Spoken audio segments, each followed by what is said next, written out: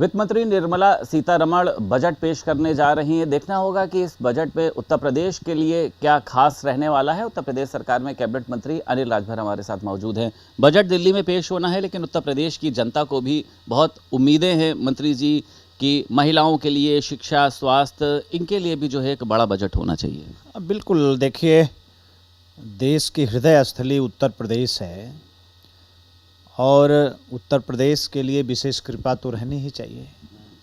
और हम लोग तो श्रद्धेय प्रधानमंत्री श्री मोदी जी से भी, आदरणीय वित्त मंत्री जी से भी हम लोग निवेदन करते हैं कि चुनावी वर्ष भी हम लोगों का है, तो विशेष ध्यान हम लोगों का इस बार की बजट में दिया जाए। और सबसे ज़्यादा युवा आबादी उत्तर प्रदेश में रहती है देश की, तो युवाओं से संबंधित और मातृशक्ति का जो सशक्तिकरण का अभियान देश में चल रहा है और माननीय प्रधानमंत्री जी के बताए गए रास्ते पर उत्तर प्रदेश की सरकार चल रही है। मातृशक्ति को भी ध्यान में रखते हुए हमें लगता है कि ज़रूर बजट में हम सब लोगों को आशीर्वाद मिलेगा। दूसरा, जिस तरह से परिवहन के क्षेत्र में उत्तर प्रदेश में काम हुआ है, सबसे ज़्यादा हम लोगों ने एक्सप्रेसवे बनाया है।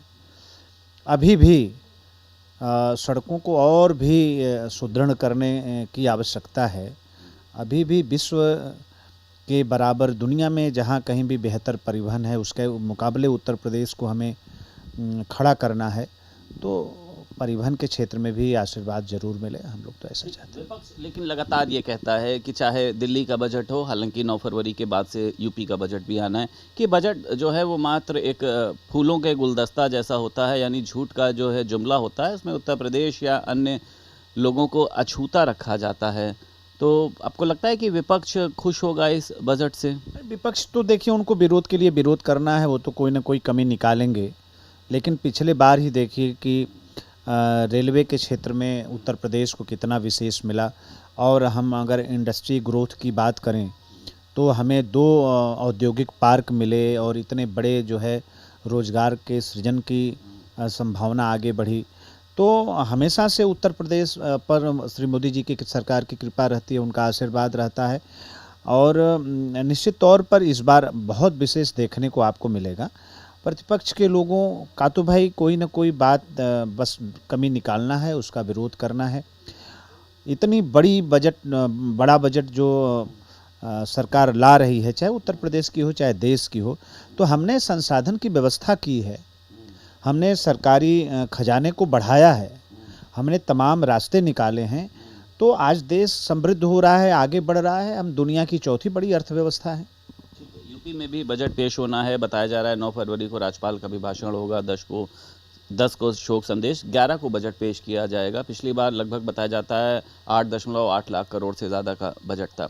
इस बार यूपी को आप कितनी उम्मीदें देखते हैं, क्योंकि विपक्ष तो इस बार भी जो है सत्र में आप लोगों को घेरने का मन बना रहा है, चाहे मणिकर्णिका घाट हो, यूजीसी मामला हो, नशीला कप सिरप मामला हो? कोई बात नहीं है, प्रतिपक्ष सकारात्मक रुख के साथ आवे, उनके एक एक बात का जवाब देने के लिए सरकार तैयार है, एक एक सवाल का उत्तर देने के लिए सरकार तैयार है। जहाँ तक बजट की बात है तो उत्तर प्रदेश का सर्वांगीण विकास हो, हमारा संकल्प है। और जो विकास की गति है उत्तर प्रदेश की, वो कहीं प्रभावित ना हो, बल्कि उसमें और तेज़ी आए। इस तरह की व्यवस्था के साथ उत्तर प्रदेश की सरकार इस बार 11 तारीख को बजट लाएगी। और जब हम बजट लेकर आएंगे तो आप देखिएगा, इनके पास कोई जवाब नहीं होगा, बिना तर्क के ये बात करेंगे, बेवजह की बात करेंगे। इसी भी बात कहा जा रहा है कि अब थम गया है, सुप्रीम कोर्ट ने इस पर रोक लगा दी है। कई लोग खुश भी नज़र आ रहे हैं, लेकिन कुछ लोग जो हैं वो अभी भी व्यथित हैं। आप कुछ कहना चाहेंगे इस पे? नहीं, देखिए, अब माननीय सर्वोच्च न्यायालय का डिसीजन आ गया है इस पे, तो मुझे नहीं लगता है कि देश में किसी को इस बात पर अब कोई आपत्ति होनी चाहिए। जो सर्वोच्च न्यायालय ने कहा है उसके प्रकाश में ही चीज़ों को आगे बढ़ाना चाहिए। बहुत शुक्रिया बात करने के लिए। उत्तर प्रदेश सरकार में कैबिनेट मंत्री अनिल राजभर हमारे साथ मौजूद थे। लखनऊ से वीडियो जर्नलिस्ट सनोज के साथ संदीप खेर, भारत समाचार।